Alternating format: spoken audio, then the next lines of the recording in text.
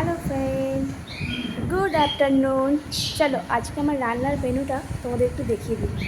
অনেক দিন তো দেখানো হয়নি। চলো, প্রথমেই আছে গন্ধরাজ লেবু, তারপর আছে সাদা ভাত,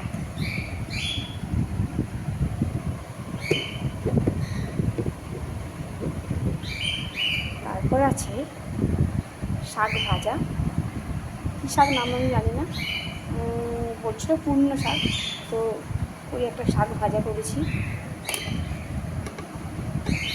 তারপরে মেনুটি হচ্ছে ফুলকপি আলু ছানা দিয়ে একটা সুন্দর করে তরকারি করেছি, দেখেছো তো।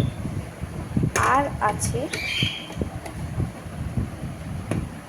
চাটনি, আমের। গরমের দিনে আমের চাটনিটাই ভালো লাগে। তো আমার এই আজকে মঙ্গলবারে নিরামিষ লাঞ্চের মেনুটি কেমন লাগলো সেটা কিন্তু কমেন্ট করে অবশ্যই জানিয়ে।